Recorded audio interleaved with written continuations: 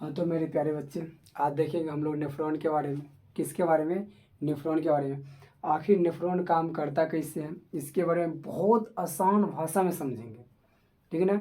जैसे आपको पता होगा कि एक बीरिक में 1 मिलियन नेफ्रॉन होता है। 1 मिलियन होता है, कहने का मतलब 10 लाख। किडनी समझते हैं ना आप लोग, किडनी, यानी एक किडनी में 10 लाख नेफ्रॉन होता है। ऐसा नेफ्रॉन, ऐसा देखने में, देख रहा है कितना बड़ा है, जूम करके देखिएगा ना तो कुछ इस प्रकार को दिखाई पड़ेगा, पता है। और एक किडनी में इतना होता है, सोचो 10 लाख होता है, आपको बड़ा हैरान की बात होगा ना। और 10 लाख काम करता है, पता होना चाहिए आप लोग, अरे 10 लाख काम करता है। और एक किडनी में इतना होता है नेफ्रॉन, इसलिए कहा जाता है कि किडनी की सबसे छोटी इकाई को नेफ्रॉन कहा जाता है, या रचनात्मक एवं क्रियात्मक इकाई को यानी नेफ्रॉन कहा जाता है, ठीक ना। जैसे मान के चलिए आपको नेफ्रॉन के बारे में समझना है भाई कि आखिर नेफ्रॉन काम करता कैसे है, पता है। इतना लंबा होता है, कौन सा काम क्या होता है, हम खाए पोषक पोषक तत्व खाए, ठीक, उत्सर्जित पदार्थ बना, फिर उत्सर्जित पदार्थ को हम लोग बाहर करते हैं। कैसे करते हैं बाहर भाई? किडनी काम करता है कि नेफ्रॉन काम करता है, कौन काम करता है, ठीक है ना। नेफ्रॉन के बारे में समझेंगे। देखिए नेफ्रॉन के बारे में क्या समझेंगे, पहले क्या है, इसके संरचना है। आप लोग संरचना देख लीजिए, कुछ इस प्रकार का क्या होगा, संरचना होगा, ठीक है ना। और संरचना के साथ साथ नाम भी है, ठीक, कौन सा किसका नाम है, आगे चलकर मुड़ जाता है तो मुड़े हुए भाग को क्या कहा जाता है, ये कहाँ मिलता है, सब समझाएंगे, एक एक करके समझाएंगे। आप लोग प्लीज इस वीडियो को अच्छे से देख लीजिएगा। देखिए पहले क्या है, पहले अविवाही धमनिका है, दूसरा क्या है, अपवाही धमनिका है, ठीक। जैसे मान कर चलो कि इसका काम क्या है, तो ब्लड में जो अवशिष्ट पदार्थ है ना, जो नाइट्रोजनी पदार्थ है, आपन से नाइट्रोजनी पदार्थ बनता है। जैसे यूरिया बनता है, अमोनिया बनता है, यूरिक अम्ल बनता है। ये सब कहाँ है भाई? ब्लड में है। किस में बना? ब्लड में। किस में बना? ब्लड में बना, ठीक, ब्लड में बना। आप ब्लड में तीनों है, यूरिया है, अमोनिया, यानी अवशिष्ट पदार्थ तीनों, क्या बहुत सारा अवशिष्ट पदार्थ है भाई, क्रिएटिनाइन भी है, ठीक। तो अविवाही धमनिका में क्या आया, अवशिष्ट पदार्थ आया ब्लड के साथ साथ। इसमें ब्लड के साथ भी आता है, लिख देते हैं यहाँ पे, इसमें ब्लड के साथ आता है, यानी ब्लड प्लस अवशिष्ट पदार्थ, अवशिष्ट पदार्थ भी आता है, ठीक, साथ आता है। और आया और फिल्ट्रेशन होकर जाएगा कहाँ से, तो जाएगा अपवाही धमनिका से जाएगा, ठीक, छना के जाएगा, अपवाही धमनिका से जाएगा। यानी आने का यानी किडनी में लाने का काम कौन कर रहा है, तो अविवाही धमनिका। ले जाने का काम कौन रहा है, तो अपवाही धमनिका। आपसे क्वेश्चन पूछ रहे हैं, क्या इसमें आ रहा है, तो क्या इसमें अवशिष्ट पदार्थ आ रहा है, तो बोलिएगा यस सर आ रहा है। क्या इसमें ब्लड के साथ साथ अवशिष्ट पदार्थ आ रहा है, तो नहीं सर नहीं आ रहा है। क्यों? जो ब्लड में अवशिष्ट पदार्थ था वो तो छना गया भाई, वो तो छना गया ना।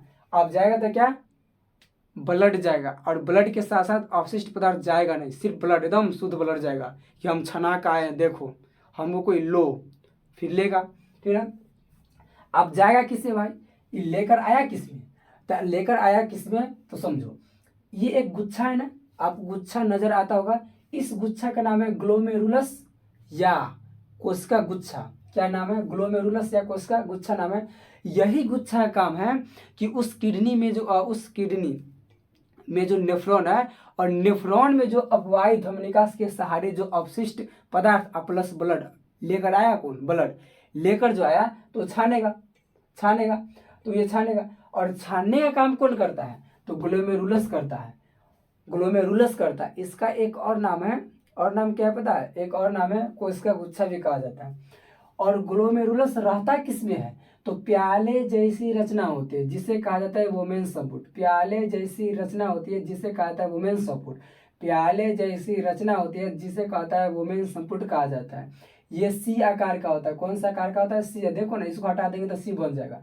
सी आकार का होता है, सी आकार का होता है। इस सी आकार को नाम क्या है, तो वोमेन संपुट नाम है। इस आकार का नाम क्या है, वोमेन संपुट आकार है। वोमेन संपुट में कौन सी गुच्छा पाई जाती है, तो ग्लोमेरुलस गुच्छा पाई जाती है, या कोशिका गुच्छा पाई जाती है। इसका काम क्या है, तो तो अवशिष्ट पदार्थ से यानी ब्लड द्वारा आया हुआ अवशिष्ट पदार्थ को छानने का काम करता है। कौन करता है? ग्लोमेरुलस करता है। कौन करता है? ग्लोमेरुलस करता है। इतना पता आप लोगों को चला? ठीक। अब ग्लोमेरुलस आगे चलकर एक कुंडलित नलिका बनाती है। उस कुंडलित नलिका को बोलेंगे समीपस्थ कुंडलित नलिका। क्या नाम है? समीपस्थ कुंडलित नलिका। इसको शॉर्ट में बोलेंगे पीसीटी भी बोलेंगे। क्या बोलेंगे? पीसीटी। क्या बोलेंगे? पीसीटी। एक 2012 में कि 21 में क्वेश्चन पूछा हुआ है कि पीसीटी का काम क्या है। ठीक, समझिए। ग्लोमेरुलस का काम क्या है? तो ब्लड के छानना, जो अवशिष्ट पदार्थ उसको छान के हटाना। लेकिन ग्लोमेरुलस करता है क्या पता है? सबसे बड़ा खतरा है। बोले सर जी कैसे? ये अवशिष्ट पदार्थ को छानेगा तो छानेगा, और छानने के साथ साथ क्या करता पता है? न्यूट्रिशन पदार्थ को भी छान लेता है और बहुत मात्रा में पानी को भी छान लेता है। जबकि आपको पता है कि हमारे शरीर में न्यूट्रिशन पदार्थ को रहना बहुत ज़रूरी है, वरना मेरा शरीर कमज़ोर हो जाएगा। आपको ये भी पता है कि हमारे शरीर में पानी का भी आवश्यकता होता है, नहीं तो डिहाइड्रेशन हो जाएगा, निर्जलीकरण हो जाएगा, पानी की कमी हो जाएगा। पता चल गया ना? तो ये करता क्या है? पानी के साथ यानी खून छानने के साथ साथ पोषक तत्व को भी छान लेता है, पानी को भी छान लेता है। कौन छानता है? ग्लोमेरुलस या कोशिका गुच्छा, दोनों एक ही नाम है, दोनों नाम उपयोग होता है एग्जाम में, सब समझ लेना। ठीक। लेकिन समीपस्थ कुंडलित नलिका को पता चल जाता है कि भाई साहब इसमें जो छनाया हुआ है ना, इसमें न्यूट्रिशन भी है और पानी भी है। तुम एक काम करो, इसको हम क्या करते हैं ना, पुनः अवशोषण कर लेते हैं। तो ये क्या करता है? जो इसमें जो आ रहा है ना उपयोगी पदार्थ यानी न्यूट्रिशन या पानी आ रहा है ना, ये करता क्या है? पुनः अवशोषण कर लेता है, यानी ऑब्जर्व करके फिर से ब्लड में भेज देता है। बोला कि भाई साहब तू जा, ब्लड में जा। ठीक। भेजता कौन है? समीपस्थ कुंडलित नलिका। तो आपको पता चल गया इसका काम क्या है? तो जो छानने का काम क्या ना, बचे हुए पोषक तत्व को या पानी को रीअब्जॉर्वेशन यानी पुनः अवशोषण करने का काम किया। कौन क्या? समीपस्थ कुंडलित नलिका। यानी जो ग्लोमेरुलस ने ब्लड में छानने यानी अवशिष्ट पदार्थ के छानने के अलावा न्यूट्रिशन को और पानी को भी छान लिया, वो आगे चलकर कहाँ गया? समीपस्थ कुंडलित नलिका में गया। और ये क्या किया? जो छनाया हुआ था पोषक तत्व और पानी पुनः अवशोषण करके ब्लड में भेज दिया। किसे भेज दिया? ब्लड में भेज दिया। कौन भेज दिया? तो समीपस्थ कुंडलित नलिका भेज दिया। इतना आप लोगों को पता चला। यह नलिका आगे चलकर कुछ पतला हो जाता है। कौन? समीपस्थ कुंडलित नलिका आगे चलकर पतला हो जाता है ताकि प्रेशर बन जाए ब्लड के, ताकि जो अवशिष्ट पदार्थ है ना, अवशिष्ट पदार्थ का ऑब्जर्वेशन, अवशिष्ट पदार्थ जो बच गया इसमें, ठीक है ना, इसमें जो अवशिष्ट पदार्थ बच गया, याद रखना यहाँ से आ रहा है अवशिष्ट पदार्थ और अवशिष्ट पदार्थ के साथ साथ न्यूट्रिशन प्लस पानी को जो छान लिया था उसी का अवशोषण किया था, अवशिष्ट पदार्थ का नहीं किया था। उसको तो बाहर भेजना भाई, सही से बाहर नहीं, उसको काहे करेंगे हम। ठीक। तो इसमें जो आ रहा है अवशिष्ट पदार्थ उसको प्रेशर बनाने के लिए ये आगे चलकर थोड़ा पतला हो जाता है और इस पतले हुए भाग को बोलेंगे हेनिले का अवरोही चाप। इसका कोई काम नहीं, ये सिर्फ ले जाने का ये रास्ता है। ठीक है ना, क्योंकि ये पतला हो गया और प्रेशर बना दिया। फिर आगे चलकर ये मुड़ गया और मुड़े मानी बोल सकते इसको, यानी मुड़े हुए नलिका को क्या बोलेंगे हम? हेनिले का अधिरोही चाप। क्या बोलेंगे? हेनिले का अवरोही चाप। जो नलिका मुड़ गया उसको बोलेंगे, और बिना मुड़े हुए वाले को क्या बोलेंगे? हेनिले का अवरोही चाप। जो नलिका नहीं मुड़ा उसको हेनिले का अवरोही चाप। जो नलिका मुड़ गया, मुड़ भी गया और पतला भी है, तो क्या बोलेंगे? हेनिले का अधिरोही चाप। इतना आप लोग को पता चला। ठीक। ये आगे चलकर ये कुंडलित बन जाता है। ठीक है ना, ये नलिका जो होता है ना, ये हेनिले का अधिरोही चाप, हेनिले का अधिरोही चाप, हेनिले का अधिरोही चाप। ये पतला तो है, आगे चलकर थोड़ा मोटा हो जाता है और मोटा होते होते थोड़ा ऊपर जाता है और ये मुड़ जाता है, कुंडलित बन जाता है।